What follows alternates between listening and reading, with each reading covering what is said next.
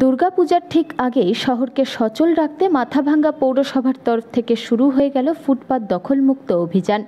এ বিষয়ে মাথাভাঙ্গা পৌরসভার চেয়ারম্যান লক্ষ্মীপতি প্রামাণিক জানান, যে সমস্ত দোকানদার ফুটপাত দখল করে তাদের ব্যবসা চালিয়ে যাচ্ছে, যার ফলে পথচলতি মানুষ থেকে শুরু করে যানবাহন চলাচলে প্রত্যেকেই অসুবিধার সম্মুখীন হচ্ছে এবং অকারণে মাথাভাঙ্গা শহরকে ভিড়ে ঠাসা একটি শহর মনে হচ্ছে।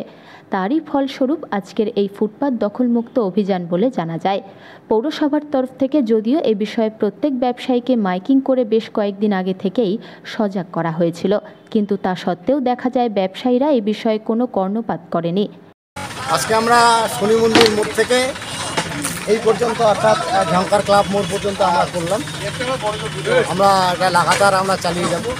আপাতত পূজা পর্যন্ত স্থগিত থাকবে, পূজা করে আবার আমরা শুরু করব। আমাদের মুদ্রা কথা হলো মানুষ যেন স্বচ্ছন্দ এবং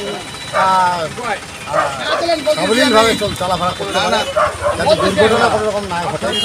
এই জন্যে আমাদের মূলত আমাদের যে ফুটপাত উচ্ছেদ অভিযান। এর আগেও আমরা বেশ কয়েকদিন আগেও কিছু দুর্ঘটনা ঘটছে। আমরা কয়েকদিন আগে আমাদের ইজো সাহেবের চেম্বারে আমাদের ট্রাফিক কন্ট্রোল আমাদের বৈঠক হয়েছিল। সেখানে উচ্ছেদ সম্বন্ধে আমাদের একটা ডিসিশন হয়েছিল যে আমাদের ফুটপাত আমাদের একটা উচ্ছেদ অভিযান করতে হবে, যাতে মানুষ সাবলীলভাবে বা স্বচ্ছন্দভাবে চলাফেরা করতে পারে, যাতে দুর্ঘটনা না হয়। সেই জন্যে আমরা এই পুজোর আগে এইটুকু আমরা করলাম।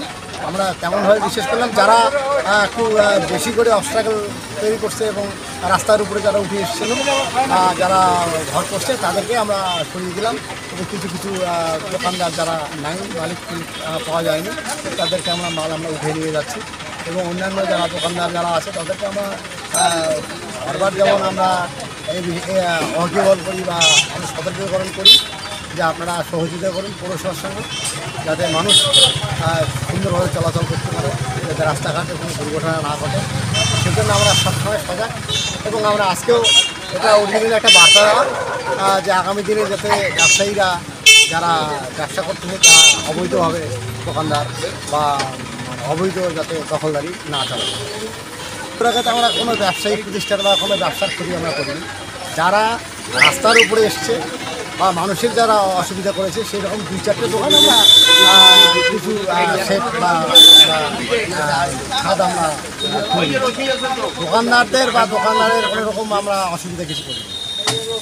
আমরা এটুকু বলছি যে আপনারা মালপত্র রাখুন,